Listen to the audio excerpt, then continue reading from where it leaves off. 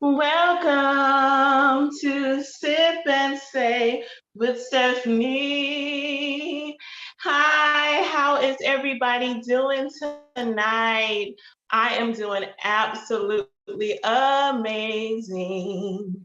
I am so excited to be with you on tonight. It is such a blessing to be in your home, to be in your car, to be with you on tonight to share a little bit of news and to share about some Black owned businesses because this is Black Business Month. I am currently trying to change my name because I forgot to do that. And so I'm going to do that very, very quickly. And as I'm doing it, how y'all doing tonight? How are you? How is your heart? How is your mental health? How is your physical health? How is your social health? How are you emotionally? Like, how are you all doing? I am doing amazing. Y'all, I have some amazing news to share with you tonight.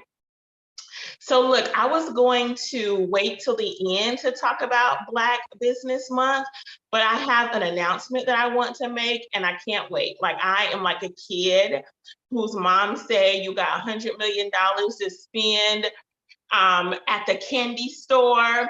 And so so I've got to share this news. Like I can't hold it. I've got to share it with you right away. So look, you all, I was at home.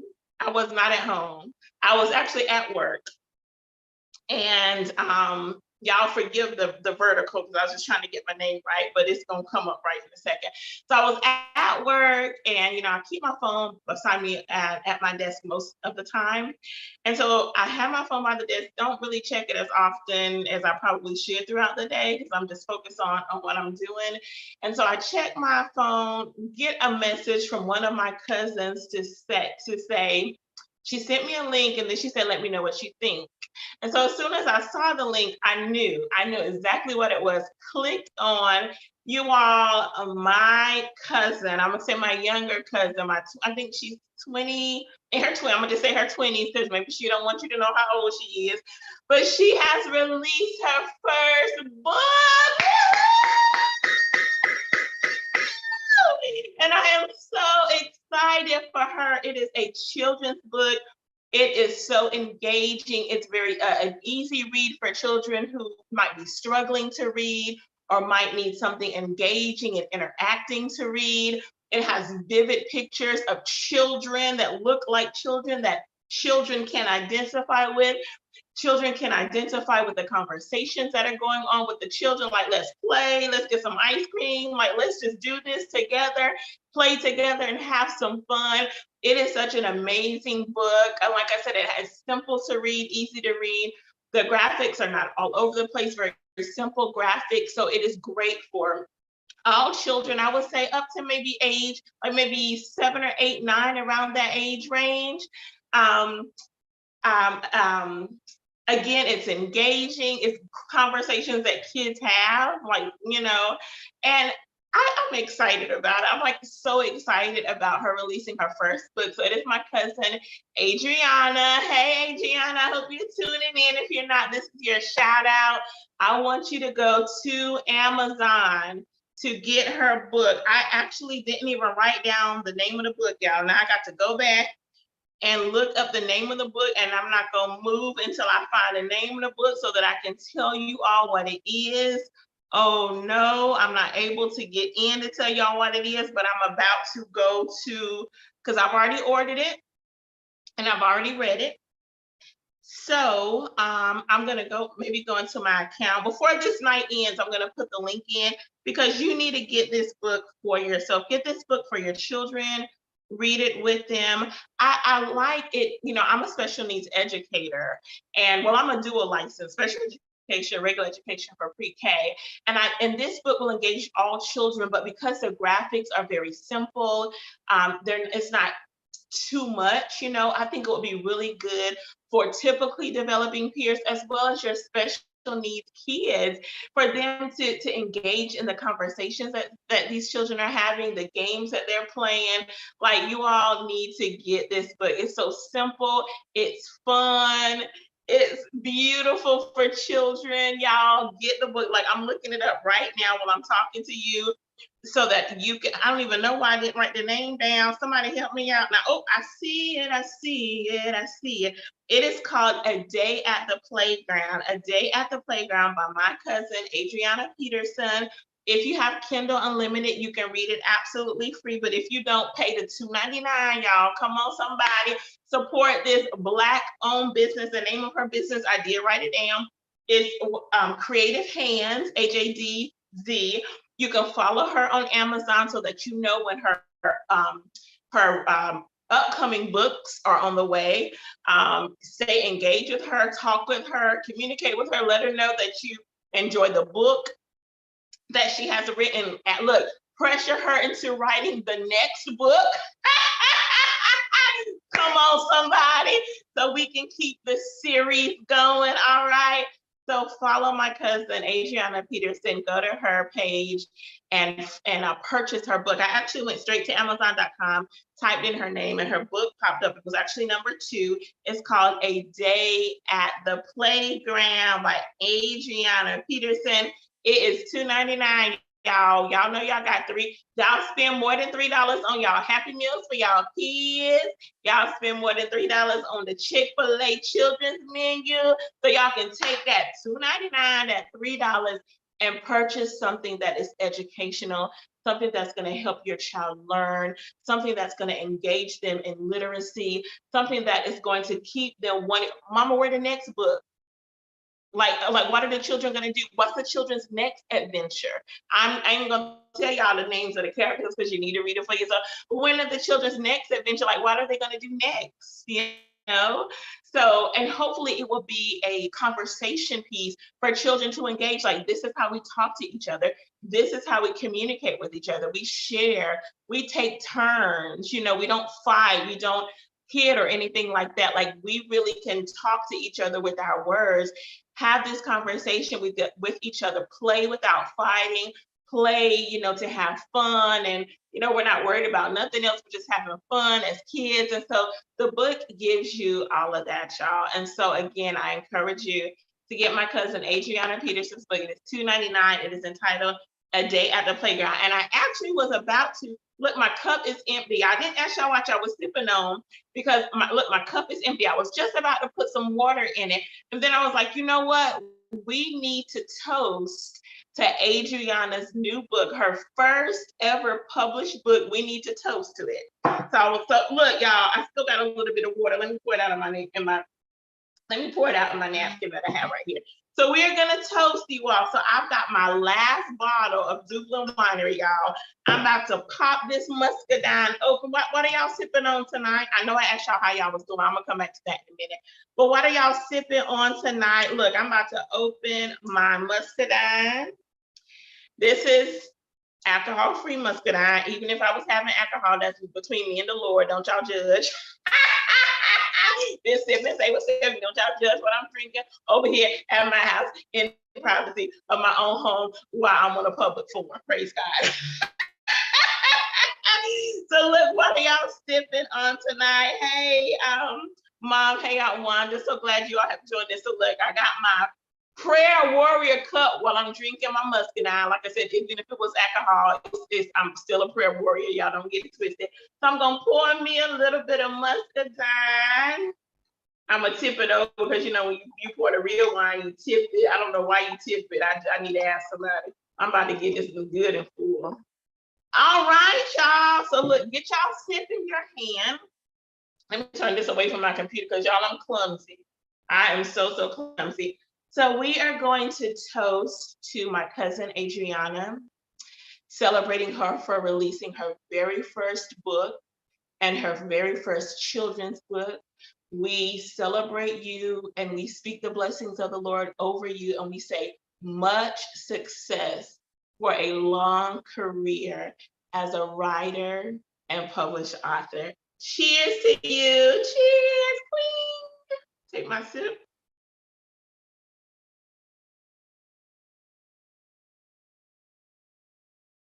That is good. Give some more. All right, y'all. Woohoo! So this is a Black Business Month. Like I said, I'm going to get to some more of it a little bit later, but it's Black Business Month. So I would encourage all of us to support as many Black businesses as you can. I know that it's already August 18th. It's all good. So for in these next 18, 19, 20, we've got 10, 11, 12, I think 13 more days, if I'm counting correctly, in the month of August. If you can, maybe support three, at least five, I would say 3 to 5 Black businesses for the rest of this month, okay? And since I'm talking about it, I'm gonna just go ahead and tell y'all. I have already purchased from 1, 2, 3, 4, 5 Black businesses already this month, and I'm at the halfway mark. I'm gonna try to get 5 more. I'm gonna try to purchase from at least 10. But y'all know I had to get my Flawless Natural Soaps. I had to get me some Flawless Natural Soaps for Black Business Month. I got me some more. I had enough soaps because some of the gifts that I have for people I didn't give away. And so I have those soaps left. But I had to get me some more oils, y'all. Like that lavender oil, I absolutely love. And Bianca also has a eucalyptus oil and a rosemary oil, and I had to try those, right? I mean, it's Black Business Month. I splurge on myself. So I got all those oils situated in my bathroom waiting for me. I ain't gonna tell y'all how many I purchased, but I have them waiting for me to use them when I'm ready to do that. So Flawless Natural Soaps is one of the Black businesses that I have supported this month. I continue to support them, but what better time to support a Black business in your community than during Black Business Month? Boost the sales for the Black business owners in your community, okay? All right. I also purchased from Layla Cool Pops. I usually purchase from her. She's a young lady in Michigan. She sells cake pops, cookie pops, cupcakes, and I usually get the truffles and the pretzel rods because they ship well. Those are her shipping. So instead of doing the cupcakes, the truffles ship very well. And so I'm hoping to have those by next Thursday. I think I have showed you all my Layla's Cool Pops, but I'll show it to you again. So hopefully by next Thursday, I'll have that order and can show it to you, okay? She is a young lady. She's actually, I think, in her early 20s now. And she actually supports the homeless. So a percentage of her sales go to support the homeless. She is a business leader. She's spoken at events. Y'all, she is doing it. I think she started as a teenager. I don't know which teenage age she was, but she started her business as a teenager. And I don't remember the young lady's name. Layla is her name, right? That's y'all help me, Lord. That's the name of her name, Layla. Layla's Cool Pops, right? So that's the name, that's her name, the name of her business. So support her if you can. I also ordered from three new businesses. Yep, 3 new businesses. My cousin Adriana, new business. So I supported her today. Hey, Adriana. Woo! All right. I also supported Browndages. Have you all ever heard of Browndages? So Browndages is a company started by a husband and wife, and they sell adhesive bandages that blend with our skin tone.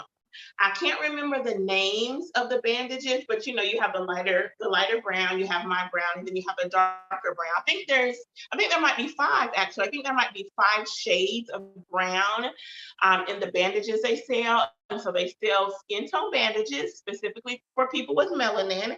And they also have packages of adhesive bandages for young people that actually has young people on the Band-Aid, showing them in a career. Like I think there's one that might be like a teacher, an astronaut. Like there's certain careers that I cannot remember. Maybe let me pull it up right quick.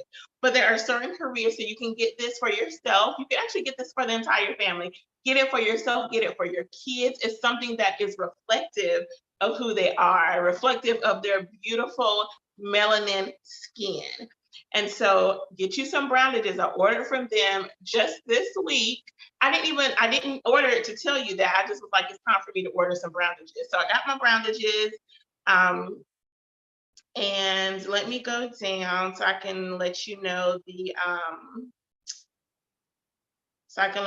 do have some other products on the website like hats, pajamas. I think the pajamas are getting low. books as well. So right here we have the young ladies, we have a firefighter, and we have she looks like let me pull up the picture. She's a florist. So we have a firefighter and a florist, and they named like a aspiring firewoman and then a future florist is how it's named. And I'm gonna put the link in the description in just a minute. So that's the what did they name this one? I don't see the name right now, but we have the boys Brownages, and you see them as a aspiring teacher and a future scientist. And it has, like I said, it has a picture of that brown face and them in the uniform they would wear in that career choice. So yeah, y'all I'm so excited. I'm hoping my brownages have shipped. So by next Thursday, I can show them to you. So I got the brownages for me and my skin tone. I was gonna get some for my nieces and nephews, but I didn't this time. But I have to order from them again, and then I'll get some for the nieces and nephews. I mean, I don't always have to buy them something, but since they got little stuff for kids, then I'll get something for them. So brownages. And I also ordered from a new company that I just found out about, I think yesterday, last night. I was watching Roland Martin Unfiltered, and he highlights Black businesses at almost every one of his shows, if not every single one. It's usually either tech or brown or a Black-owned business, something Black-owned business related. He highlights them at every single one of his shows, and he has the individuals, like the owners, to come on, talk about their business, talk about their nonprofit, talk about what they are doing to build their community. And so it's this young lady, I didn't even write down her name, but the name of her business is Melanated Minds. Melanated Minds. She sells book bags that have children with melanin skin, journals, and I can't remember what else. Let me see if I can go to her page as well. But I ordered from her I think it was Tuesday night actually, because I think it was Tuesday that I ordered from both her and Brownages. But it's called Melanated Minds. And if I'm remembering what she said correctly, she wanted something for her children to be reflective of them when they went back to school. And so it's a cultural educational resource company. And so there's the book bags, the journals, and the notebooks. I couldn't remember the notebooks and the notebooks. So I'll put the link in the description, or excuse me, I'll put the link in the live chat. She also has these family edition melanated conversations, like it's conversation starter. So you can also find that on her website. Y'all, I love me some Black businesses. Hear me when I say I love supporting Black businesses. It's just, I am a Black business owner. I know how it is. And I just love that we, after so many years of oppression, after so many years of not having that we have now, like we have our own businesses, own our own homes, like we're living our best life, and so yeah, so I'm excited about Black businesses. As long as I'm able to, I will continue to support Black businesses. I will continue to talk about Black businesses because I feel like we need to support each other and uplift each other and promote each other. All right. So I'm going to put these two websites here, and I'm actually in the description once the recording is over. I will actually add my page that highlights a few other Black businesses that I like to shop at, and a few that I haven't shopped at that I know that I would like to, but that'll be there. And I think that's all I'm gonna say about Black businesses, at least for now. Y'all get your Black business. Like, what are your favorite Black businesses? Do you all have favorite Black businesses that you want to give a shout out to? If you do, add it to the chat right now. Add it to the comments a little bit later if you're listening to the rebroadcast.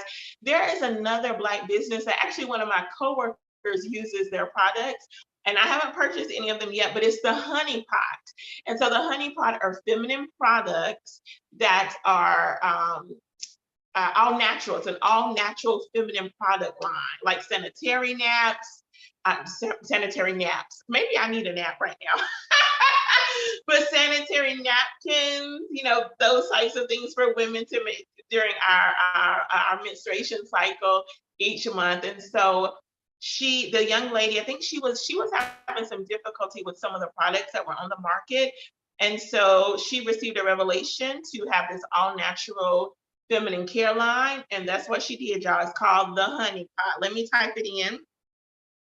I actually have the Honey Pot on my website as well. I have a coworker that uses her products and she loves them. She absolutely loves them. So maybe that'll be one of the 5 businesses that I order from before the month is over. So yeah, the Honey Pot. Get you some natural feminine care products. Okay. All right, y'all. Ooh, I had planned this, like I said, shout out Black businesses at the end, but y'all, I can shout them out at the end, at the beginning, in the middle if I want to. Get a sip and say with Stephanie, right? All right, woohoo! So y'all, I'm gonna just shout out my cousin one more time because I am so excited for her. Adriana has released her first book and her first children's book. Look, y'all. Oh, I left it. It is entitled A Day at the Playground. Look it up on Amazon.com, y'all. Okay, A Day at the Playground. Matter of fact, let me go ahead and drop. It's a long link. But let me see if I can shorten this link for you and go ahead and put the link to her book. As a matter of fact, I think I have another way to do that. I want to do this. I am going to send you to her author page. That way, you can go ahead and follow her so that you know when her next books with an S are coming out. Okay. All right, so this is Adriana's children's book. All right, woohoo! See, Adriana, I'm gonna just say how Adriana kind of changed my plans because I have something to the side that I was gonna share with y'all tonight, but I'm not gonna share it tonight. We're gonna focus on Adriana's book. I'll share what I had to share next week if the Lord blesses us to live to see it. Lord, did I spell my cousin's name? Let me make sure I spell her name right because I'm rushing. Adriana. Okay, let me make sure I spelled it right, y'all, so y'all can look it up, Adriana. So that's Adriana's book.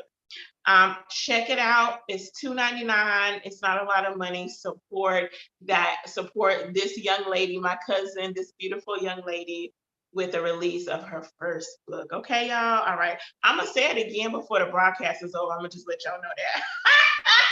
Because I'm so excited for it. Look, I showed the book to one of my coworkers. And so when I was looking at my text message and pulling up the link, I was sitting at my desk just wanting to scream. Like I just really wanted to scream. I didn't want to scare nobody, right?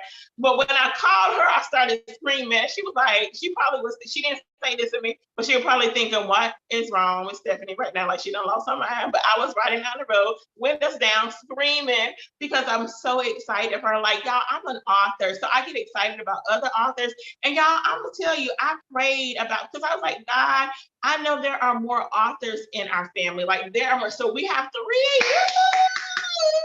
3 published authors in our family, and we are not done yet. Let me just tell you, we're not done yet. Okay, so we're gonna move on because I got a lot of news to get to, and I have not had dinner. I don't even know what I'm eating for dinner. I don't know, child. I'm gonna figure out something. Because most of my food from Saturday gone. And so we'll see what happens with that. But I'm kind of, my stomach is like, let's eat something. But we got to get into this news, y'all. I really wanted us to get into the let me give you a little bit of news before we get into the Inflation Reduction Act, because I really want to give you highlights from the Inflation Reduction Act, just in case you haven't read the highlights for yourself or you don't know the details. I want to get into that tonight and talk a little bit about that tonight. But I have not yet talked about the monkeypox. There's not a lot of conversations, a lot of news going on about the monkeypox, but I want us to be aware that we are still in a pandemic. I know restrictions have been lifted and we've eased up on a lot, mask mandates and maybe even people being clean and sanitary. I don't know, but I want us to still be aware we are still in a global pandemic. I am of the opinion that we're still in a global pandemic, not full blast as it was, but there are still some remnants of COVID-19, and then we have the monkeypox. So I wanted to give you the symptoms of monkeypox, just in case you haven't looked it up just in case you haven't heard about it. Not about the monkeypox itself, but about the symptoms that coincide with having the monkeypox. So this is straight from the CDC website. And so some of the symptoms are a rash. Well, let me before we get to the rash, well, yeah, let me start with the rash. You get a rash that's usually, located on or near your genitals. The rash could also be in other areas, such as your hands, your feet, your chest, your face, or your mouth. Okay. The rash goes through several stages, including a scab before it actually heals. The rash can look like pimples or it can look like blisters. So if you see an unusual pimple or an unusual blister on your skin, in particular your hands, your feet, your chest, your face, your mouth, your genital areas, and it starts itching, then you might want to go get checked out to see if it's a monkeypox. It could potentially be that, okay? Other symptoms include swollen lymph nodes, exhaustion, muscle aches, fever, chills, backache, headache, and respiratory symptoms like a cough or nasal congestion. So if you have any of those symptoms, go get checked out at the urgent care or your community health center or your primary care doctor if you can get in. Just get checked out to make sure that you're taking care of yourself, okay? So get checked out. Other symptoms you may experience is like a flu-like symptom. Before the rash actually happens, you may get some flu-like symptoms. And then the rash will come, and then you may potentially have those other symptoms that I mentioned, like the fever, chills, and all of that. Okay, let me push pause for just a second because I did ask you how you were doing, but then I didn't find out how you were doing. I didn't tell you how I was doing. I don't think, or at least I didn't tell you all of how I'm doing. So I am doing really good tonight. I had a really great, oh man, soothing, relaxing day at work. It was so peaceful today around the office, and I thank God for that because I was able to get some much needed work done that I want to get done, before the end of the week. And so I got a good boost on that today, and so I'm very thankful for that. I feel tired today like I normally do on a Thursday, but I don't feel as tired as I normally do, and so I'm very, very thankful for that. I'm feeling pretty good emotionally. I'm feeling pretty good mentally. I do have a few things that I need to work out, some kinks that I need to work out, that things that are running through my mind. And so I feel good mentally, but like I said, I got to get some of those kinks out so I can feel even better in my mental state. Okay. How are you all doing? Throw it in the chat. Let me know how you're doing. If you're doing good, if you're feeling happy, you're feeling sad, if you're feeling rainy, cloudy, however you're feeling, irritated, agitated, super amazing, however you're feeling, go ahead and add it to the chat. We are here to support each other. We are here to love each other. There is no judgment in this space. At Sip and Stay with Stephanie, there is absolutely no judgment. You feel how you feel, and that's all good, okay? Just because we're feeling how we're feeling in the moment, especially if it's an unhappy feeling or agitation or irritation, just because you're feeling that at this moment doesn't mean it's going to last. It's a temporary feeling. So don't let it steal your joy. Don't get upset about it. Acknowledge how you're feeling. Work through why you are feeling that way, and then work forward towards a solution. Okay. All right. We love you. We support you. We're here for you. You are amazing. You are more than enough. You are all right. You are fantastic. You are creative. You are innovative, regardless of how you're feeling right now. You are an amazing woman. You are a wonderful man, and things are working out in your favor. Okay. All right. So I see a couple of the comments. Thanks for the links. Great. I'm doing fine. Thanks, Mom. My aunt's feeling good. Woohoo! All right. Thank you for sharing that. All right. So let's get back to this monkeypox. If you're feeling, if you're having any of those symptoms, if you're having a rash, avoid close contact, including sex. Y'all might have to give up sex for a little while. I'm just saying what I'm saying.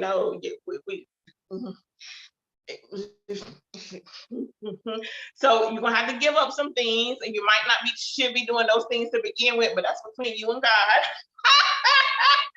If you don't have a healthcare provider, I've already mentioned, visit your local public health clinic. Wear a mask when you go to see the provider because it's possible that the virus could be in that atmosphere. I don't even know if medical offices are requiring you to wear masks or not. I have been to when I went in June. I did wear my mask. Was everybody else wearing masks? I can't even remember. I know the people behind the counter were wearing masks, or my doctors were wearing masks, but I don't remember if like other patients were wearing masks. I still wear my mask, y'all. I'm at work. I still got my mask on when I'm in the grocery store, wherever I'm going. That mask is going on my face, and it's going to stay on my face until I feel comfortable to take it off. It might be 2030, and if I don't feel like taking off my mask, I'm going to keep my mask on. I'm just saying. And I'm so serious about that thing. I'm gonna tell you, I'm so serious about it. How does the monkeypox spread? Close contact, touching surfaces or objects that an infected person has touched, clothing, coming into contact with clothing of a person who's infected by monkeypox, and also infected animals. Like I don't know, I don't know if dogs or cats, because most people have dogs and cats for pets. I ain't gonna say most people, but a lot of people do. I don't know right now if cats or dogs can get monkeypox. That's something that you can search out for yourself. But I'm thinking more like if you work on a farm, because a farm has a variety of animals there. So avoid contact with infected animals. Okay. How do you prevent getting the monkeypox? Again, avoid close contact with people that have a rash. Avoid touching things that an infected person has come into contact with. Wash your hands, and then wash your hands again. It's amazing. Let me tell y'all something. It is amazing how at the start of the pandemic, how many people I realize really don't wash their hands, whether they're after the bathroom, eating, before they like wash dishes or cook. Like some people just think their hands clean. I don't even know why. A lot of times, well, I'm gonna say a lot, I'll say sometimes. Sometimes when I go to the bathroom, I'll wash my hands before I use the bathroom just to keep things clean. Because I'm usually at my computer. Sometimes I'm opening the door to our offices. I'm usually pushing on the door to get to the bathroom, like the doors we have to go through to get to the bathroom, pushing actually on the bathroom door, but I'm actually locking the door. I should start using a paper towel maybe to lock the door because those are hands touching that. But I sometimes wash my hands prior to using the bathroom. Definitely wash my hands after the bathroom. I have a big, y'all, I'm probably like this huge big pump of sanitizer that is on the corner of my desk. And I'm pumping sanitizer. Like I'm looking at my hands right now. You might can't see. You see that? And this is because I'm pumping sanitizer like throughout the day. If I'm working on my computer and I want to look at my phone, sanitizer. If I'm working on my computer and I need to drink, sanitizer. If I'm working on my computer and I want to take my glasses off or put my glasses on, which I do have my glasses beside me, I'm gonna pump some sanitizer. And oftentimes, as much sanitizer as I use, I don't put lotion to replenish that moisture, but I need to. But anyway, I got my big jug and I'm actually at the end. Like I was looking at it today, I was like, well, I'm gonna have to get me some sanitizer out of this big pump, which has lasted me for some months now. But yeah, I'm constantly sanitizing these hands. If I'm not going to the sink, to wash my hands because I'm in the bath. And normally before I eat, especially if I'm eating something that I have to use my hands with, like today I had my chicken burgers. And so I was like, gotta go to the bathroom, wash the hands, use a paper towel to open doors, use a paper towel to do whatever else, and then I can sit down. And even then, I'm gonna pump some sanitizer before I put my hands on my food. And so it is what it is. Stay clean. So we ought to always be clean. It should not have taken a pandemic for us to be clean. That's another conversation for a different day because I can't plan to talk about that, but it just is. Some people just, y'all use the word, some people just unclean. Y'all know the word I'm thinking about? All right, y'all got me. All right. So let's try to keep ourselves safe, our co-workers safe, our family safe, whoever we come into contact with. Let's just be safe, okay? All right, so that's a monkeypox. Hopefully you have not experienced it. Hopefully you will not experience it. I didn't write down the year, but actually monkeypox has been around before. And I can't remember what year. It's on the CDC website, so search it out for yourself. But monkeypox is not a new phenomenon. Like it's been around already. It's just, and I don't even know when it came to the States. Really doesn't matter. It's here now. We just have to be safe and be healthy and stay clean. Okay, just stay clean. If you stay clean all the time, you don't have to worry about getting clean. You know, at a time you might really need to be clean. I'm just gonna say it like that. Okay, all right. So let me I think I want to go ahead. Yeah, I'm gonna go ahead and get into the Inflation Act. I was really gonna mention about George Floyd and two of the officers that were charged, but I think maybe I'll get to that next week. I really want to get into this Inflation Reduction Act, okay? You all know that our president signed the Inflation Reduction Act into law. Oh, I didn't write down the dates. I actually had it pulled up, but I didn't write down the date. So y'all forgive me for not having the date. But on the whitehouse.gov website, the dates here with the information that they shared is August 15th. I don't know if that's the exact date he signed it, but August 15th is listed on the whitehouse.gov website. And so that's where I'm sharing this information from that highlights the Inflation Reduction Act. Okay. So I'm gonna give you some highlights and we're gonna talk this thing through, y'all. Let me take a sip.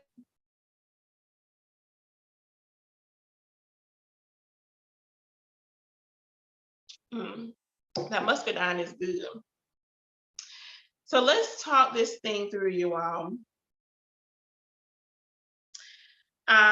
Some do and some don't. Yeah, some, you know what?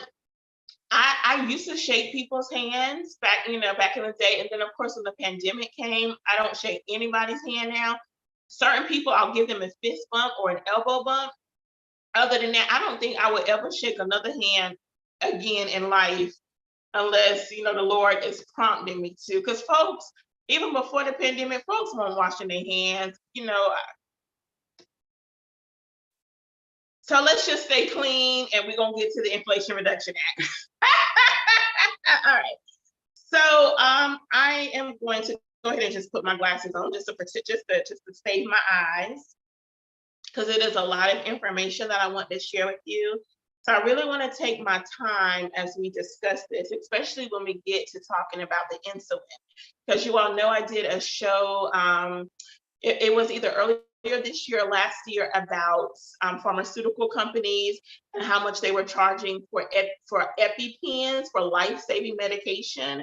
Like it was costing them I want to say like maybe under $10 to produce EpiPens, but they were charging hundreds of dollars to families in order to have a medic. And you have to have it. Like if you have an allergy, you have to have an EpiPen, like to have any chance of your life being saved. If you have an allergic reaction, you're going to need that EpiPen. It just is what it is. And they know that. They know it. So we're going to talk a little bit about it from the perspective of insulin tonight. All right. So first thing we're going to talk about with the Inflation Reduction Act signed into law by President Biden is health care. The Inflation Reduction Act works to, or signed into law to help cut, a part of it, to help cut prescription drugs. Currently, Americans, my glasses don't feel good for some reason. Currently, Americans pay 2 to 3 times what, for prescription drugs, we pay 2 to 3 times more than other individuals around the world. 2 to 3 times. Y'all, let's just keep this real. America was built as a capitalistic society. Did y'all hear what I said? America was built as a capitalistic society. You don't believe me?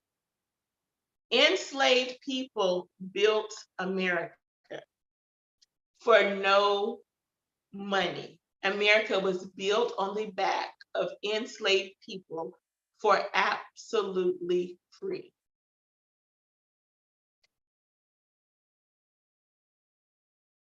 We talking about the Inflation Reduction Act, capitalistic society, and the pharmaceutical company charging as much as they charge is because of the history of this capitalistic society. It was all about money. It was all about the cotton, making sure that that cotton was produced, was planted, produced, and picked for as low of a cost as absolutely possible, which is where the enslaved people came in.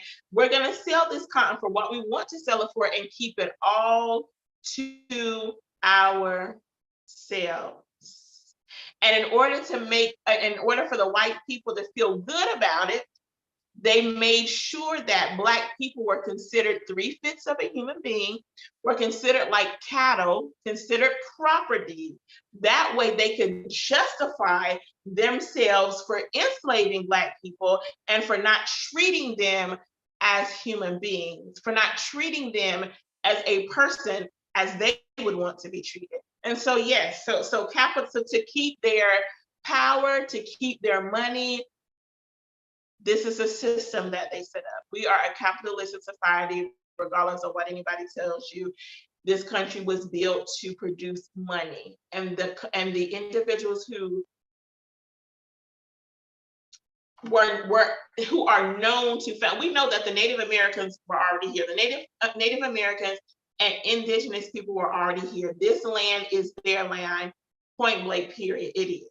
But the white people who came from Europe and took over the land from the indigenous people, from the Native Americans, took it over. That was also capitalism, taking over their land, trying to reform them and make them like them, taking over that land. Land, y'all, there is so much value in land.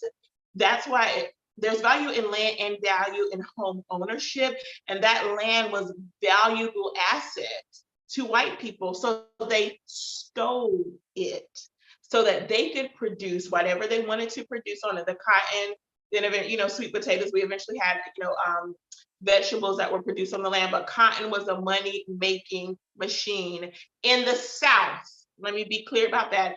In the South. And so they stole the land, stole people, so that they can make money without doing a gosh thing, without doing a doggone thing. Capitalistic society. All right. We talking about the Inflation Reduction Act. But history, pharmaceuticals is just following the history that America has come to live out. So Americans pay 2 to 3 times what citizens in other countries pay for prescription drugs.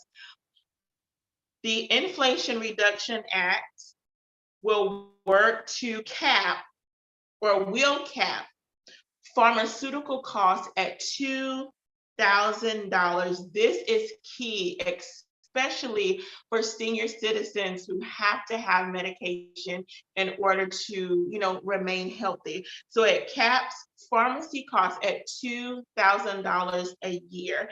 And y'all, this is really going to help Americans with Medicare Part D, and Part D covers the cost of drugs, okay? So if you have Medicare, you also need Medicare Part D so that your drugs can be covered. If you're an elderly person, if you're a seasoned person, we need your prescription drugs cost. So this will cap your drugs at $2,000 a year, okay? So this benefits senior citizens, but it also benefits all Americans, okay? It benefits all Americans.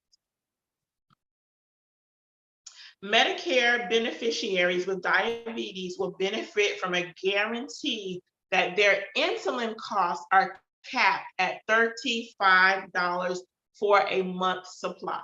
So insulin is capped at $35 for a month's supply. So my grandmother, God rest her soul, she was diabetic and she did take insulin shots. I have no idea how much grandma, paid for her insulin. I just know she had to have it. I also have another family member now that is on insulin. I don't know how much that family member pays, but this Inflation Reduction bill, the healthcare portion of it, caps insulin at $35. Y'all, I wanted to do a little bit of research on this because you all know when we did the EpiPen research, the prices that the pharmaceutical companies charge were absolutely ridiculous. So I did some research. And this information can be found at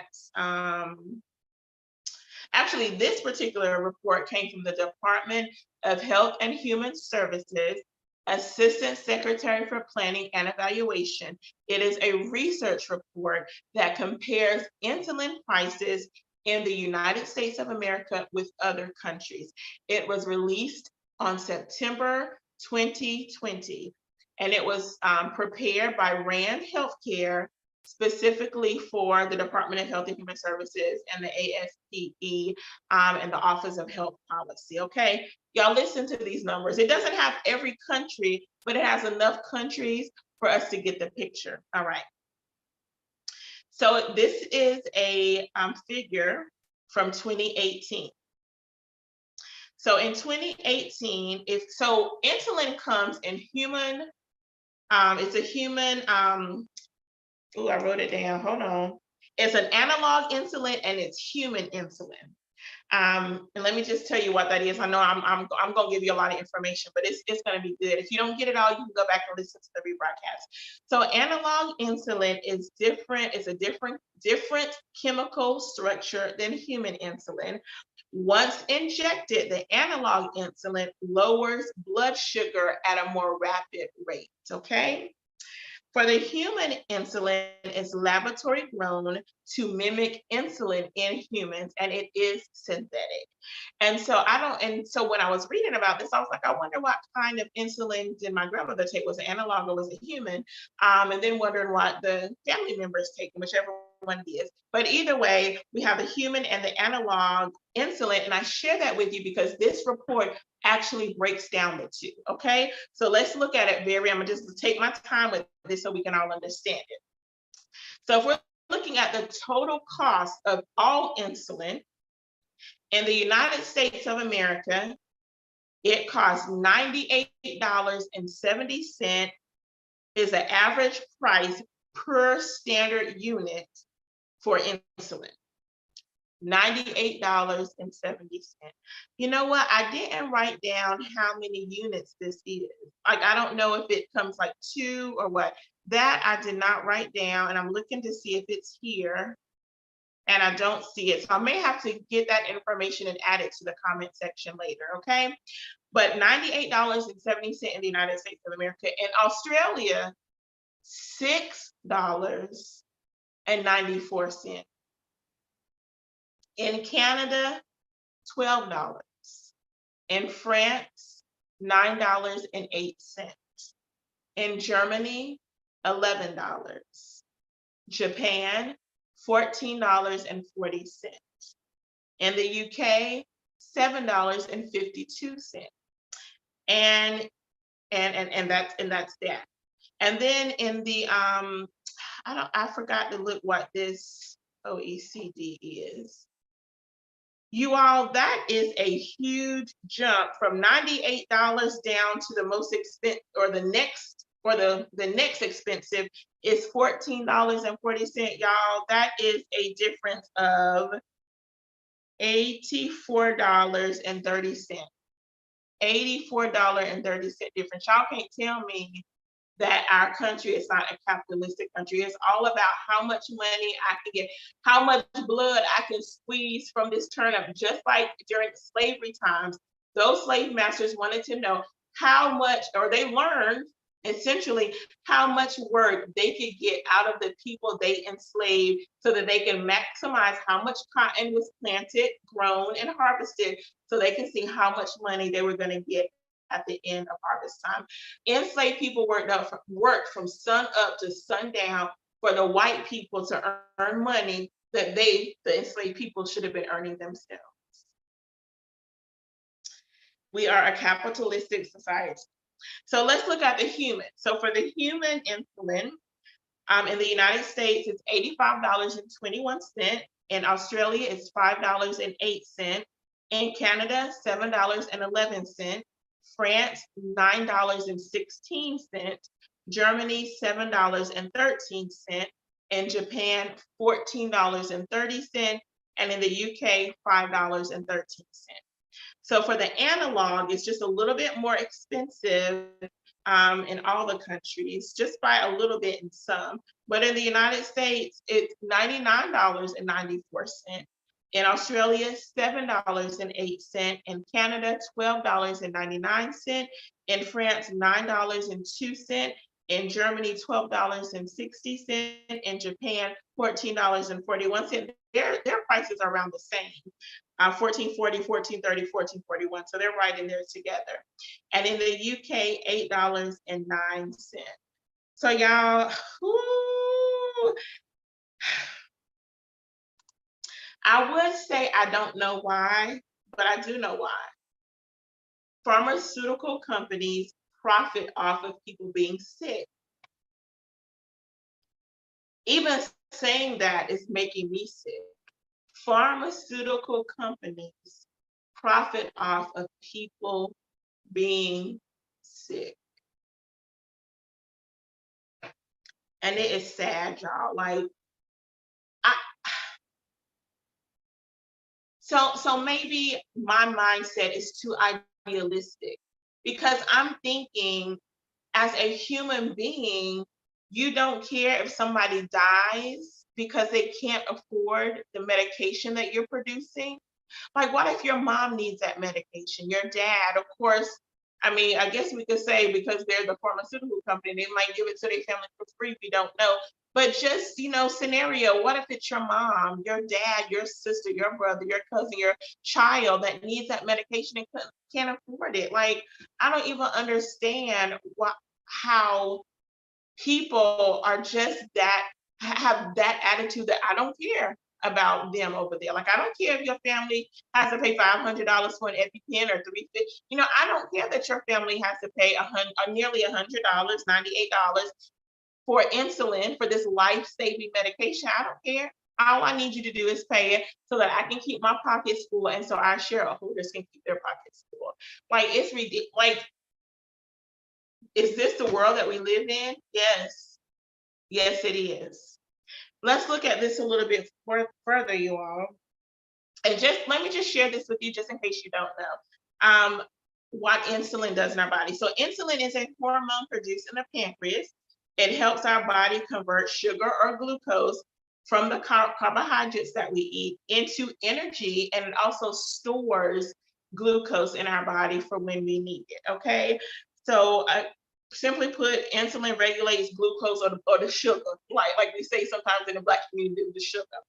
A person with diabetes, they no longer produces the insulin, which is why they need the insulin injections so that their body can continue to break down those carbohydrates into sugar. Okay, so that's what insulin is for those of you who don't know. But let's look a little bit further into pharmaceutical companies. And I didn't even recognize this until I was reading about pharmaceutical companies and health products and the health products industry. So I did not know that the pharmaceutical and health products industry included drug manufacturers. I knew that, but I didn't know it included those dealers of medical products and nutritional and dietary supplements. I did not know that the supplements was in there, y'all, that the nutritional and dietary supplements were involved in the pharmaceutical and health products. I guess I didn't even think about health products. When I think about a pharmaceutical company, I think straight up medicine. I don't think about the health products being included in that larger umbrella, but it actually is. And so they have lobbyists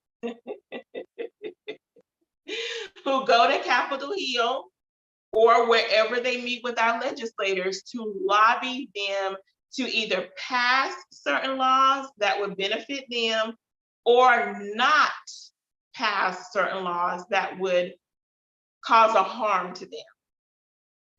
Let me give you a few examples. So there was a bill, the H3 bill that came about during COVID-19. And this bill would give the government the ability to negotiate and cap drug prices based on an international index. The pharmaceutical companies were not having it, and their lobbyists went to the legislators, and this particular bill, it did not get passed. There were two other bills that came into play, or wait a minute, I said the HR 3, so that was one. There's another bill that came into play. The Elijah E. Cummings Lower Drug Costs Now Act was introduced to lower drug prices.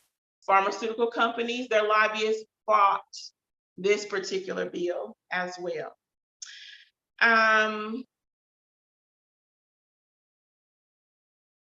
There was also, now this bill is S.2543. Y'all are going to have to look that one up. In addition to the Prescription Drug Pricing Reduction Act of 2019, these lobbyists, y'all, these lobbyists from these pharmaceutical companies, they went and talked to the legislators. So none of this got passed, you all. These acts and these bills that were introduced were to help American citizens, but instead of our legislators helping American citizens, they sided with the pharmaceutical companies because these pharmaceutical companies line their pockets. You don't believe me? I'm about to give you the numbers. Let me get my next sheet out. So I'm not going to read all of this. I got a few pages here of some of pharmaceutical and health companies that have spent millions, some of them millions of dollars, in lobbying efforts to keep bills off the floor that would harm their company or to introduce bills that would benefit their company. I said their company, the C company, not the C citizen, but the company. So I'm just going to give you a few. So these statistics were taken from Open Secrets. I think it's .com. Let me see if it's .com or not .org. I want to make sure that I am quoting their website correctly. So it's opensecrets.org. I looked up a profile that they had. It's an industry profile, pharmaceutical/health products, and it shares how much pharmaceutical and health companies spent in lobbying our legislators, your legislator and my legislator, to, again, pass laws that would benefit them or not pass laws that would harm them. And these figures are from 2022, from this year, from January 1st to June 30th of this year. So the pharmaceutical, and these figures are based on the Senate Office of Public Records data that is again found on opensource.org's website. Pharmaceutical Research and Manufacturers of America, this is a pharmaceutical company, Pharmaceutical Research and Manufacturers of America spent $14,848 lobbying legislators, going to talk. When I say lobbying legislators, that means going to talk to legislators, petitioning them to, again, pass, and I'm gonna keep saying, pass the laws that would benefit the pharmaceutical and health companies, or not to vote on, or to vote nay on bills or laws that would harm pharmaceutical companies, okay? $14,848, that's probably nothing to them. They're probably $1 billion company. So spending $14,848 in 6 months to make sure that they stay in the black, nothing to them. I mean, I wonder how many homeless people could we have helped with that money, right? The next company is Biotechnology Innovation Organization. They spent significantly less. They spent $6,290. Pfizer Inc. spent $6,230. Let me go down a little bit. Biogen spent $1,960. And then it kind of decreases from there. 6 million, and the 4 millions, 3 millions to 1, and then it goes down to like 880. Let's see, you've heard of Merck, KGaA has a little a and then a big A. They spent $1,270 they spent. There's a whole list of companies. Alvogen, I've never heard of them before. They spent $310,000. GoodRx spent $220,000. We've talked about GoodRx before. And then it goes down to like 195,000, 135,000. Sun Pharmaceuticals Industries, they spent $120 million. And then it just goes down from there. We have a few companies, several companies actually, that spent $60,000. And then it just goes down. And y'all, there are some companies that spent absolutely zero. There are some companies, let me read them to you, like Iogen Corp. I've never heard of them before. They spent absolutely no money. Bruin Biometrics didn't spend any money.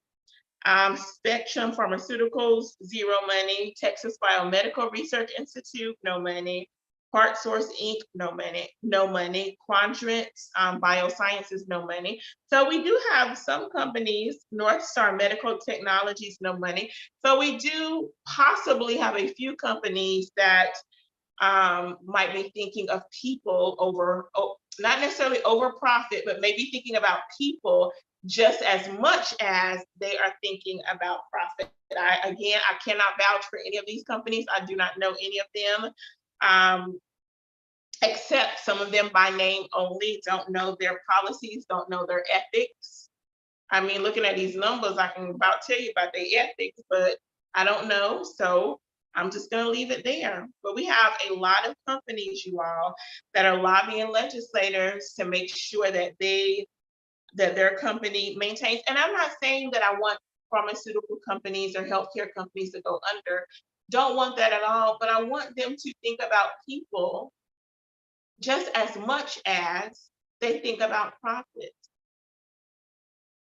And you know, the scripture just came to mind. What does it profit a man to gain the whole world and lose his soul? Just came to mind. But like, I just ethically, I don't get it. You know, my conscience would eat me up. You know, I just, and I know some people just, you know, we consider them, they don't have a conscience. They don't care about people.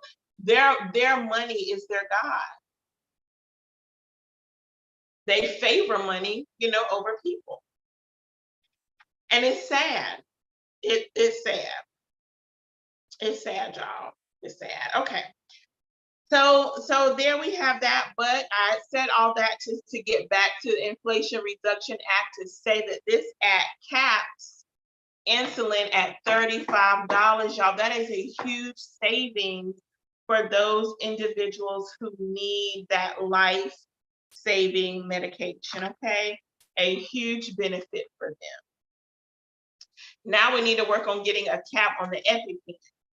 I don't know. I didn't see anywhere that this addresses the EpiPen, but allowing Medicare to negotiate prescription drug. I forgot to mention that the healthcare portion of the Inflation Reduction Act, it allows Medicare to negotiate prescription drug costs.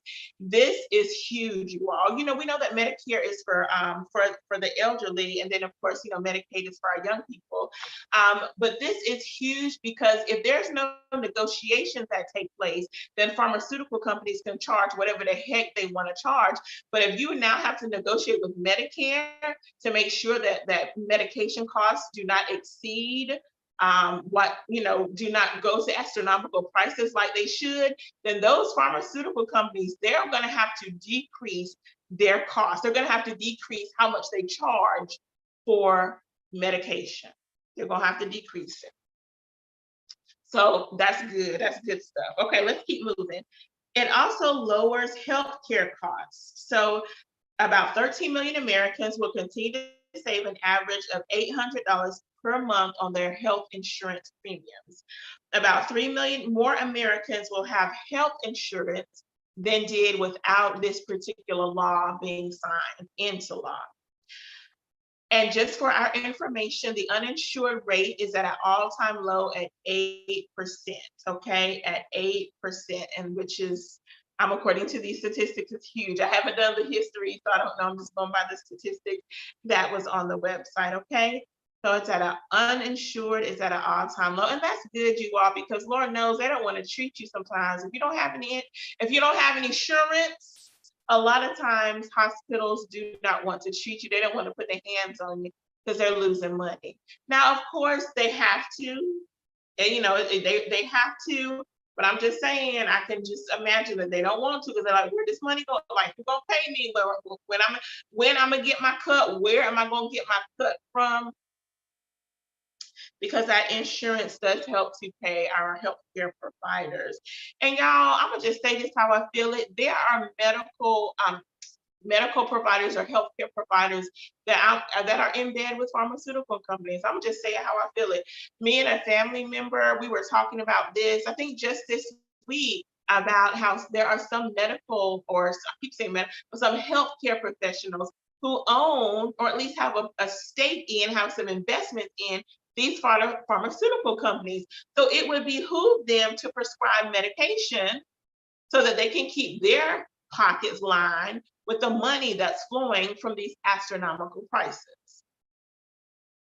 If your doctor's trying to put you on some medicine, you might want to ask them, do you have investments in pharmaceutical? Matter of fact, when I go to my doctor later this year, I might just ask, do you have some stake in the pharmaceutical? Because I'm telling you, my doctor has been pushing me to go on blood pressure medicine for the last two, at least for the last, I want to say the last 3, but at least the last 2 years. And I keep telling her, no, no, and heck no, I'm not going on no blood pressure medicine. Well, I'm on it. I'm not you, sis, girlfriend. So next time I see her and she say blood pressure medication, I'm gonna ask her, are you in bed with the pharmaceutical companies? Like, do you have some investments, some stocks? Do you own part of the pharmaceutical company? Y'all don't think I'll ask? I will. Ask my family, I sure will. So yeah, y'all, this Inflation Reduction Act is gonna help those of us with health care, and help our seniors in particular who are on Medicare. All right, let's keep moving down. Actually, I was supposed to hold the pharmaceutical discussion until now, but it's okay. So I wanted us to note here that the pharmaceutical lobbyists have spent a total of $187 million so far this year in talking to legislators, again, to keep, y'all say it with me, to pass those bills that would profit them and to not pass the bills that would not benefit them, okay? That's when I was supposed to look at the pharmaceutical sheet, but we got to, I put my little note here, but we got to it early, so it's all good. So there are more lobbyists of pharmaceutical company. In 2021, there are more pharmaceutical lobbyists than there were legislators. There were 1,600 lobbyists for pharmaceutical companies bombarding Congress to make sure that their pharmaceutical companies' profits did not decrease in any way. All right. So the congressional Democrats have been trying for 33 years, you all, to lower prescription drug costs by allowing Medicare to negotiate drug prices for 33 years. Medicare has been blocked from negotiating prescription drug prices for 19 years. I said it a few minutes ago, if Medicare has the opportunity to negotiate drug prices, those prices are going to come down because now the pharmaceutical companies have some competition. So they can't just charge what they want to charge. They're going to have to charge a price or a cost that's more economical for those who need that medication. And you all, let me share this. I wanted you to know about the pharmaceutical industry that it has traditionally favored Republican candidates, giving 55% on average to Republicans.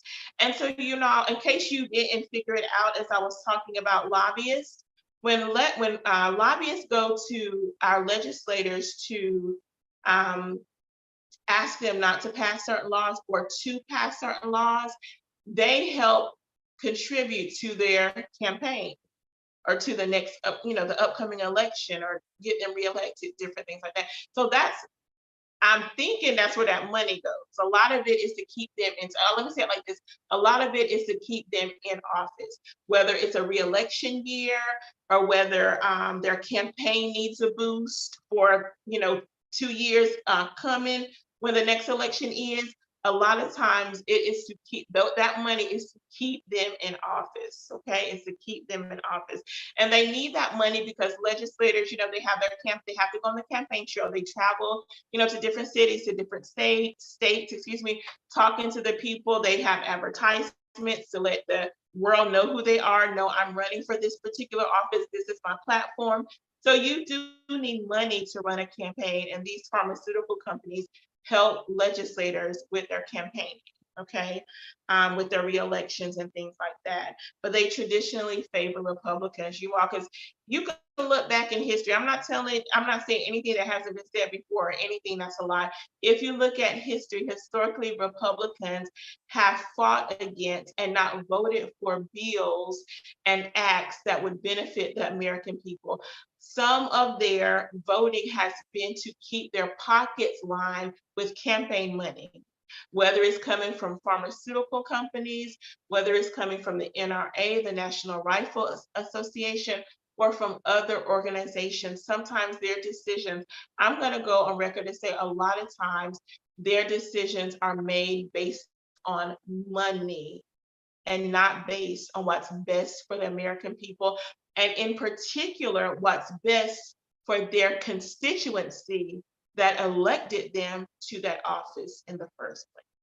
I cannot understand why some individuals stay in office term after term, year after year. I don't even understand why their citizens won't vote their tails up out of there and get people in office that's going to work for them. Y'all, we have got to vote. We have vote your conscience, but just get out and vote. Okay, just get out and vote. So I wanted to share that tidbit of information. It also noted that in 2020, when Democrats actually received about 61%, you of all pharma health products contributions. So the Democrats got in there as well in 2020. They received the highest at 61%. Okay. Democrats or Republicans, whatever your political party is, you need to be working for your constituency. You need to be working for the American people and not to line your doggone pockets to support your campaign or to support your reelection. So I just wanted to share that little tip. Okay. All right, let's keep moving on the Inflation Reduction Act. Let's get to clean energy. So lowering energy costs, families can take advantage of a tax credit that will save them $1,000 per year for electric. Okay, let me read it correctly. Families that take advantage of clean energy and electric vehicle tax credits will save more than $1,000 per year. So you'll get a direct customer rebate for families who buy heat pumps or other energy efficient home appliances. There's a $14,000 indirect consumer rebate that will save you about $350 a year if you take advantage of that portion of the act. You can also get a 30% credit if you install solar panels, or there might be other solar products besides solar panel, but whatever solar, if you install solar on your roof, you get a 30% tax credit. That's huge, you all. That'll save you about $300 a year. All right. This opportunity will be available. They average about 7.5 million families. Y'all remember me talking about solar panels? Like I have considered getting solar panels on my roof. And my electric company was they had some type of either free program or rebate program going on last year. But by the time I realized that they were doing it and I wanted to get the information, they had already spent all the money. Like the money had ran out or whatever, the program was over by that time. And so I would love to get some solar panels, you all, on my roof. Like I wouldn't mind that at all. I'll just have to do some research. Like I don't know if this is for like all Americans, or of course, you have to own a home, of course, but I'm just wondering like what the application process is going to look like, or how do we tap in? So I'm going to be doing some research on that for myself because I'm very interested in solar. All right, there will also be a $7,500 tax credits for those who want to purchase a new electric vehicle, $7,500 in tax credits if you buy a new electric vehicle. If you buy a used electric vehicle, it'll be a $4,000 in tax credits, okay?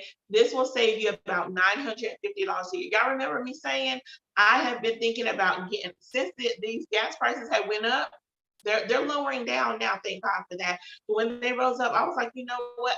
But you know what? Let me say this. Even before gas prices went up, I was considering getting an electric car, but I didn't know enough about electric cars at that time. Still don't know much more about them now, but I need to do some research to see if this is something that I would seriously consider getting. I love that they have this rebate, but I am concerned about availability to charge the car in the Black community or in lower income areas. I don't know how that would work or what that would look like, or if Black people or people of color, Indigenous people, Native Americans, Asian people, if we will have access, like easy access, like, you know, we got a gas station on every corner in some neighborhoods, but will we have not necessarily a electric car charging station on every corner, but will it be within a radius that I can get to it quickly if I need to? And so I don't know if our legislators, um, when they were discussing this law, I don't know if it's something that they had a conversation about, but it's something that I think about. Like, we Black people would need access to electric charging stations. In my city, there is one area that I know of. It could be another area, but there's one area that I know of, one gas station that actually has, it's a sheet. They have a whole line of gas pumps, and then on the backside, they have a whole row of electric charging stations for those with electric vehicles. And it's not far from my house. So I know I have access to it, and others in my community have access to it, but that may not be the case in other communities. Okay. And plus, I don't know if that's the only one. So if somebody who's across town who might be 20 minutes or 25 minutes away, that might be too far for them to go. So that's something to think about, like for those Americans, whether Black Americans or white Americans, Asian Americans, for those Americans who want to take advantage of this, like how accessible would they be able to charge their car? I know the Performing Arts Center in the city that I work at, they actually have in the parking garage, like on one of the lower levels of one of the parking, well, on the lower level of one of the parking garages, they actually have electric car charging stations there. So I was really proud and impressed that they have that, you know, available to, it's for the community. It's not just those who are attending. The Performing Arts Center just happens to be in the parking lot that we use when we go to the Performing Arts Center. Oh, that's a good question. What's the cost to plug your car to be charged? You know what? I think it's free. I'll check. Let me write it down so I can check. But I think it's free. I don't know. Let me check the cost to charge your car. Let me check, because it might not be free. If we're paying for gas, that's a really good question, because I'm sitting here thinking, as many times as I've been to the Performing Arts Center and passed by those charging stations, I never stopped to see if there was a charge connected to it. So let me find out. So the cost of charging your car, let me find out for you, and I'll put it in the comments a little bit later. But you know what? They charge for you. If gas stations charge for us to put air in our tires, then surely they probably gonna charge for that. They're probably gonna charge for that electric car station. So I'll have to get back with you on that one. Oh my gosh. And also, Creative Hand says, I agree, we're human, not dollar bills. Amen on that. With these pharmaceuticals, we are humans, we are not dollar bills, we are not money. I totally agree with that. And then my Aunt Wanda said, why would Congress agree unless they are benefiting from it? You're right. Legislators are benefiting from these lobbyists coming to them to have them pass laws or not pass laws based on what their pharmaceutical company or their health company needs. That's, you know, some people don't have any coups. Some people are not ethical. Some people do not operate in integrity. And that's the best answer that I can give. Some people are more important than, or for some people, money is more important to them than actually helping people live a healthy life. It's sad, it's sad, but it's true. And it's sad that it is true. All right, so let's keep moving down. So if you want your electric vehicle, this might be a good time for you to get it. So you can take advantage of these tax credits. And you know what, y'all? Now that I'm thinking, I didn't think about this while I was reading, but now I hope that car companies, let me see if it says it. I hope that car companies do not start charging more for electric cars. I hope that they don't. Like, I hope that electric car prices remain the same, or maybe, go up. Sometimes, cars go up year to year, and they may make or may add new features and different things like that. But I hope that the cost of electric vehicles do not go up in response to this tax credit, because this is huge. 7,500 in tax credits, like that's huge for a new car. Let me read the last thing in lowering energy costs. This puts America on track to meet President Biden's goals to save Americans about $500 each year in energy costs. I know there are other climate goals that our president has. I believe it's in the infrastructure bill. I feel like we went over it a few months back when I went over the infrastructure bill. I would have to go back and look to see specifically, and maybe I'll add that link to the comment section, add the infrastructure bill link so that you can look it up for yourself, okay? Because I believe there was some information in there that supports climate change. All right, so that was clean energy section. Also, I have a few more for the building a clean energy economy. So for power homes, for businesses, and for communities, we are trying to get to more clean energy by the year 2030. So we're looking to have about 950 million solar panels, 120,000 wind turbines, and 2,300 grid scale battery plants.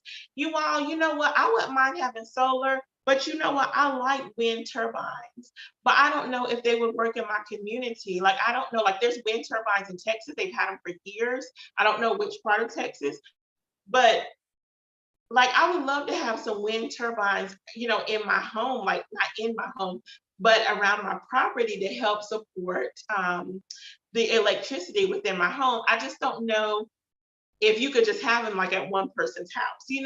I know I feel like just in my mind, remembering what the wind turbines look in Texas, they're all kind of like they're all in a row. And so I think underground or some kind of way they're all connected.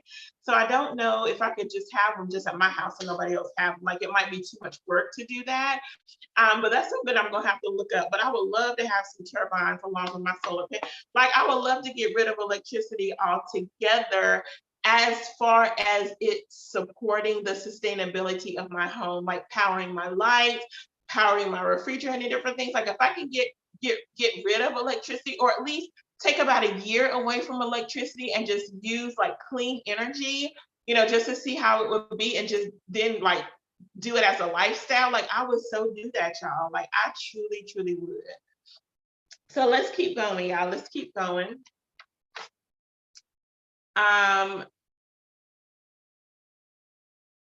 So as part of the more clean energy in 2030, the act gives way to strengthen climate resilience and protect nearly 2 million acres of national forests.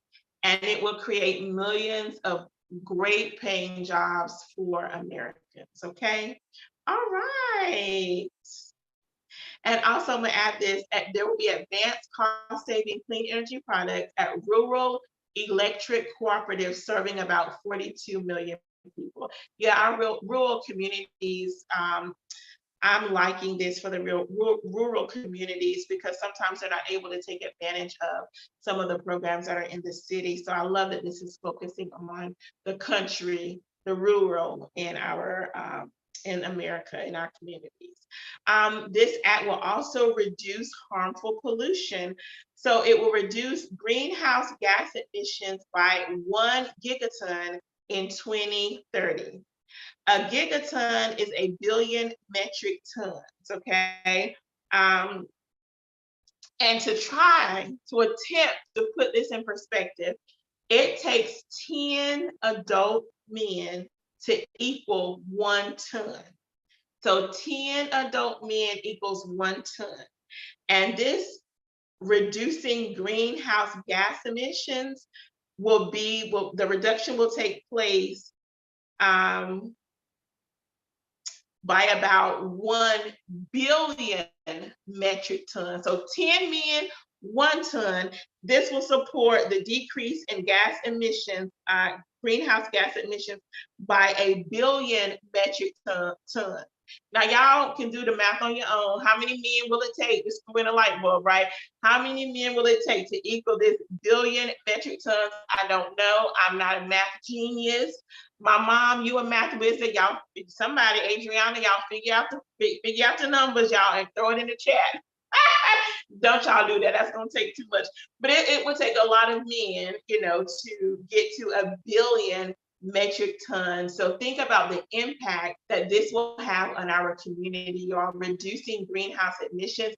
That will help without this the climate change that is happening, these hot summers that's happening, the hole in the ozone layer. I don't even know if that could be which opening of the ozone layer emits more sun rays into our world, which increases the heat. That's why we're having hotter summers. And so I don't know if that can be repaired or not, but at least it will help preserve our planet for our children and for our grandchildren and our great grandchildren and our great great grandchildren. Okay. And having electric cars will help reduce some of the emissions. Some of this greenhouse effect is coming from the gas that's emanated from our cars. Okay. That is released into the atmosphere. Even some of the manufacturing plants that we have that those emissions that are being released into the atmosphere that do have an effect on our climate. And so this will help reduce those emissions by 1 billion metric tons in 2030.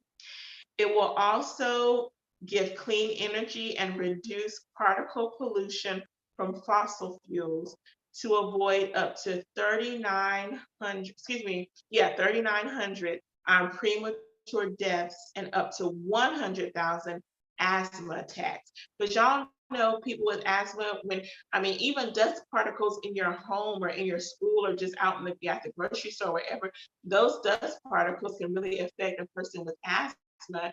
And these greenhouse emissions, all of these gas emissions, all of these pollutants in the atmosphere, it really affects a person with asthma or a person with another type of lung concern. So we need this clean energy, y'all. We need to breathe clean air. So the Inflation Reduction Act will help support that, give us some clean energy and reduce particle pollution from fossil fuels. Let's go on down to taxes.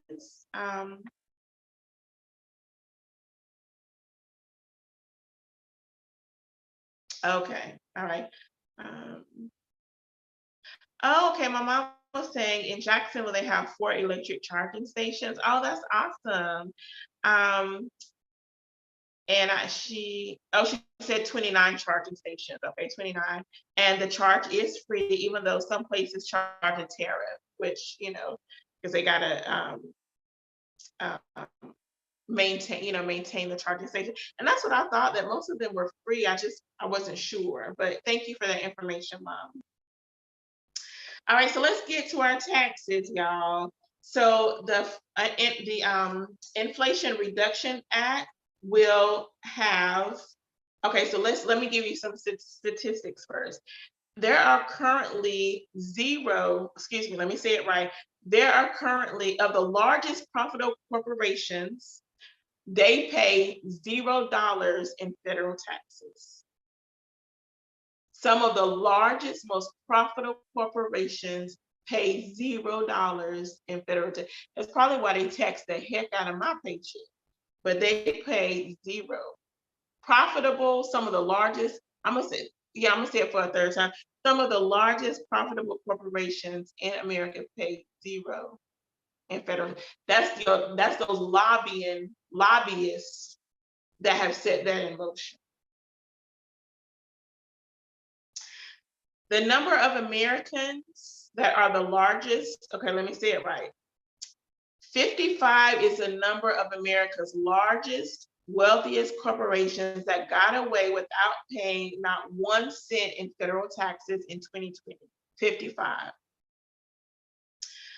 The top percent of earners are estimated to evade $160 million in taxes. This Inflation Reductions Act will give a 15% minimum tax on corporate profits. 15% minimum. That's probably pocket change to these corporations.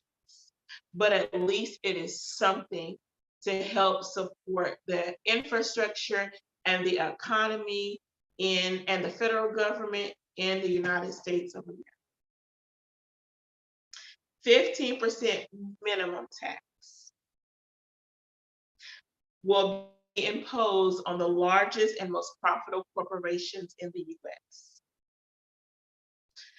Over 10 years, this will be a saving of about $124 billion by collecting these taxes. And let me read it how it is. $124 billion will be saved over 10 years. Okay, let me see how they wrote it so I can read it.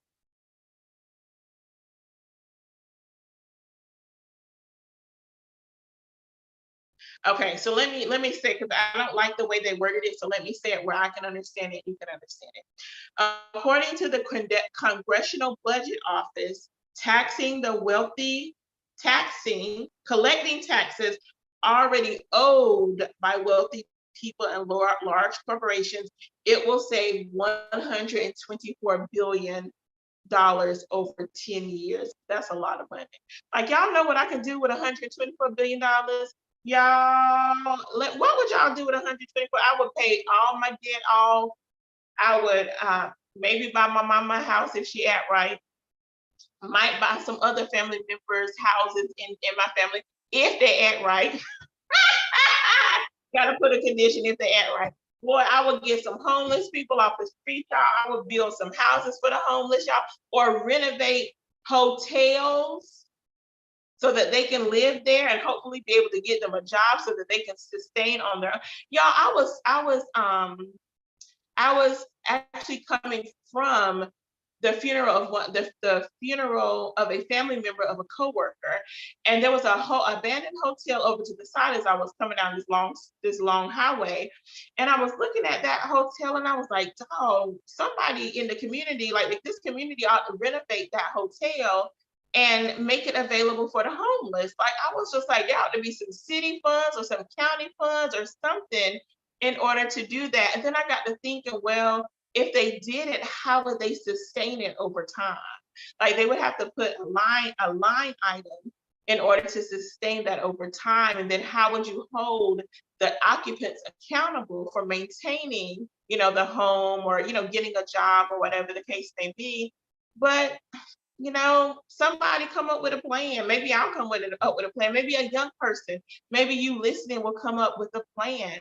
But if I had 124, boy, I would do some renovations, get some homeless people off the street, get some food for some children, get some of these single mothers who might be in bad home situations with their boyfriend or their spouse, if I can get them out of there, give them some money so they can sustain. I would pay some debt off for some other people. Like, I would do some things for the $124 billion. I'm gonna tell you that right now. So anyway, y'all know what? I forgot to mention the lottery last time, but anyway, that's a different conversation. Maybe I mention it next week, because the lottery had got up to like $1 billion, $1.2 billion, if I'm not mistaken. Somebody won it, y'all. But whoever it is, they haven't revealed themselves that I'm aware of. So anyway, I meant to say that during the last Sip and Say with Stephanie, I believe, but I forgot about it. Anyway, that was just a side note since we're talking about billions of dollars. But we can do some things in our community for the hundreds. Boy, you give them well, let me not say that, I'm gonna keep pushing. And also for all of us, that that are making under $400,000, $400,000, we will not see our taxes go up at all, not even a penny, it says, okay? So if you make less than $400,000, you will not see an increase in your taxes, okay? The wealthy and those profitable corporations, they're gonna start paying their portion of taxes. Let me just tell you, about time. Thank you for the Inflation Reduction Act, about time. All right, we're coming to the very end, y'all. We're coming to the end. The deficit is projected to fall by more than $1.5 trillion this year, after falling by more than $350 billion last year. Okay, that was a fact. Last fact I will share with you. Well, okay, so this just highlights a few individuals who have said that reducing the deficit will help fight inflation and support a strong, stable economic growth. All of that, and I'm done with that. All of this information can be found on the whitehouse.gov website. I will make sure that I put the link in the comments so that you can easily go there and read it for yourself. And I also will put the link of the actual law. I was actually reading through the law, and I meant to have it up and available so I could read some highlights, because of course it gives the Inflation Reduction Act, it gives it in more detail. And I was gonna be able to share with you what percentage or how many Republicans voted yes or no, and how many Democrats voted yes or no, but I didn't pull it up. But I will put the link for the law in the comment section. That way you can research it for yourself. You can see how your legislator voted. You can see the progress from the time that the bill was introduced to all the amendments and the discussions that happened to the point that now it is a law. Okay, all right, I'm gonna take a sip. Y'all take a sip too. Y'all been talking. Y'all know y'all laughing with me at y'all house, and y'all talking at y'all house, either by yourself or with your spouse or with your cat or with your dog or with your goldfish or with your children. Y'all know y'all talking, so y'all take a sip too.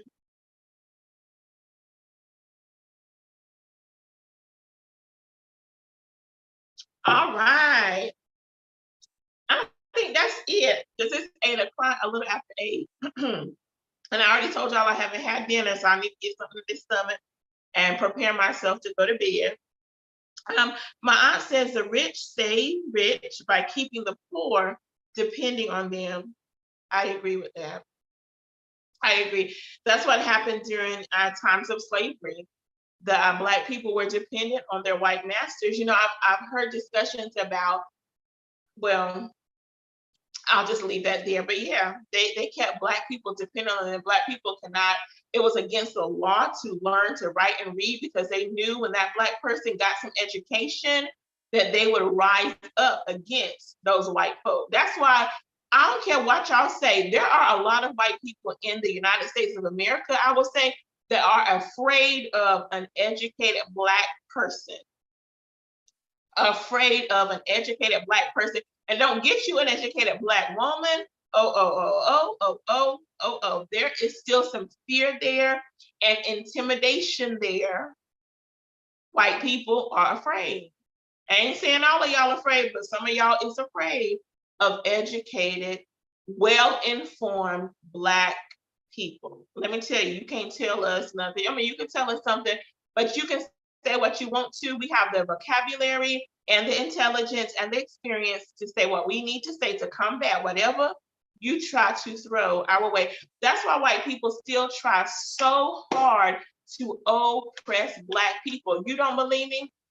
After Trump lost the presidential election in 2020 and Joe Biden won and Kamala Harris won alongside with him, voter laws, oppressive voter laws start coming up all across the United States of America to keep Black and brown people from voting. You can't tell me that white people are not afraid of the power of Black people. They are. That's why Black people, we have got to rise up. If we're not educated, get you some education. Look on the website, research, look it up. That's how I do different things. With Stephanie, some things I just don't know. I'm educated in some things, and some things I just don't know. I have to search it out. And even if I am educated on a subject, I can still do more research so I can hone that education, so I can hone those skills and be even more perfected in my skills and in my knowledge. So ain't nothing, all you'll get in the Bible say, get you some knowledge and get you some understanding. If you lack wisdom, you can ask the Lord. He will give it to you. Do you some research, go back to school, take you some free classes. The community college have free classes all over the place. I don't know if they have it in your community or in your state, but in the state of North Carolina, you can go to the community college system and take you some free classes, and even online. If you don't want to go in, because I don't even know if the small business centers are even open now, but you can take classes online. I have taken classes online through the small business center of our community colleges to support me as a new nonprofit leader, because I'm not well versed in nonprofits. So I'm getting me some education, and it's been good, y'all. Universal class is free through my public library. It might be free through your public library. Get you some education, get you some resources, so we are knowledgeable about what is going on in our community, locally, in our states, and in our federal government. Y'all, let's get educated. Let's get out and vote. Let's educate each other. Let's have conversations, y'all. Let's get our hind parts up off the couch, off the recliner, off the whatever, the stoop outside, and let's get educated and let's vote. Okay, let's vote, let's vote. And y'all, I wanted to share this with you. I don't have much information about this, you all, but along with Black Small Business Month, this is Black Census Month as well.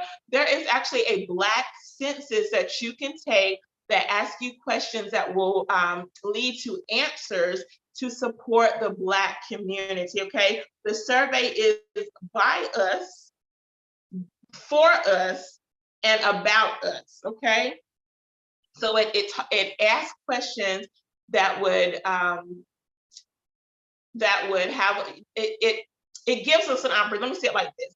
It gives us an opportunity to share our hopes and our dreams for the Black community. It gives us an opportunity to answer questions that they can take the answers to, compile those answers, and use them as a platform so that we can get some things done in our community, okay? So you can go to blackcensus.org and learn more information, okay?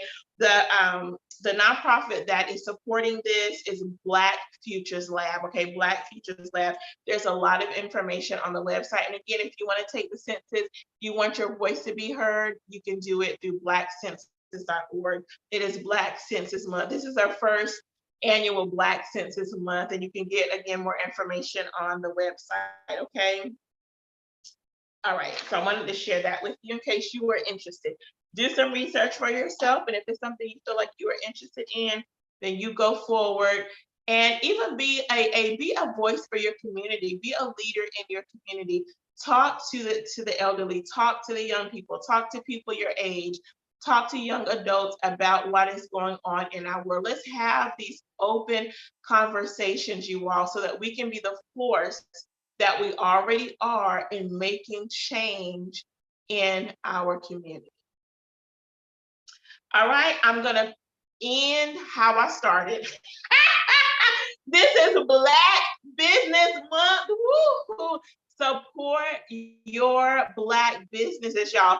Find your local Black businesses, your local grocer, your local beauty supply store, your local bookstore. Support Black businesses. I am challenging us for these next 10, 11, 12, 13 days. I think there's 31 days or either 30 in August. For these next 12 to 13 days, to 3 to 5, 3, 4, or 5, support at least 3 Black-owned businesses if you absolutely can, okay? At least 3 businesses. I have already supported 5 businesses so far, 5 Black-owned businesses so far this month, and I plan to support 5 new Black businesses this month, okay? I've supported Flawless Natural Soaps, Roundages, Layla's Cool Pops, Melanated Minds, and actually I've only supported 4. Oh, yeah, five. Creative hands. I had to write kids. Creative hands. So look, y'all, like I said, I'm going to end how I started. My cousin Adriana has released her first book and her first children's book. It is entitled A Day at the Playground. It is for your children. It is an educational, fun, engaging, interactive read that you can sit down and read with your children. You can have the children sit down and read with each other and to each other. It gives them an opportunity to have a conversation, to experience the friendships with these new children that are meeting for the first time on the playground. It tells you how they're engaged and hopefully will give your children some ideas about how they can engage with each other and engage with other children. It is a wonderful book, very clean, very simple, very easy to understand and read, and it will encourage your child or encourage a love for your child to read even more. So get the book on Amazon.com, Adriana Peterson, A Day at the Playground. It's only $2.99. I said at the beginning of the broadcast, you spend more than $2.99. It's $3. I'm holding up $3 for $2.99, $3. You spend more than $3 on the Happy Meal, on the Chick-fil-A children's meal, on the Burger King children's meal. Come on, buy on that slice of pizza that your child wants. So you can take $3 out of your budget to purchase this book for your child or children, for your niece, for your nephew, for your cousin, for the children at your school. Come on, teachers, educators. This will be a wonderful book to get in the hands of your children. We don't have a printed copy yet. It's on the Kindle, but I know I had Kindles in my classroom. So order it for your Kindle. It's an ebook currently, but Miss Adriana might be working on a printed copy. Follow her so you can stay posted about the hard copy. I think it's coming. We'll see what happens. And you can stay informed about the new books that she has coming out to support a love of reading for our children. You all get the book, Creative Hands, Adriana Peterson, A Day at the Playground. Hit them $3. Get them $3 in your bank account. Put it on your card, and let's do this so we can support this this small Black business, this small Black woman-owned business. Come on, somebody. That'll be your number one. See, I gave you one. Now you got 2 more to go. Come on, somebody. All right, y'all. I love y'all with the love of Jesus. Yes, I do. Look, my cousin, she laughing at me because she know, like, I'm so excited about her book, y'all. Like, it is like best thing since sliced bread. I'm gonna tell y'all get it for your children, for your cousin, them, for your niece and nephew. It will bless them. Okay. Thank you all so much for joining me tonight. We will be back with Sip and Say with Stephanie next Thursday at 6:30 p.m. Look, the Pocketbook Exchange is still going on. It is October 5th. 6th, 7th, and 8th. We will be right here on the Stephanie Humphrey channel on October 5th, 6th, and 7th at 7:00 p.m. nightly. And on Saturday, October 8th, we will be in person in Henderson, North Carolina. Registration is free, but y'all register so I know you are coming and so I can prepare for your arrival. Our theme is From Surviving to Thriving. Let me put my website here so that you can go ahead and look up the speakers, look up all the dates and information, and go ahead and register, okay? All right, y'all, I love you with the love of Jesus Christ, and I will see you back next Thursday at 6:30 p.m. for another Sip and Stay with Stephanie. You all be blessed.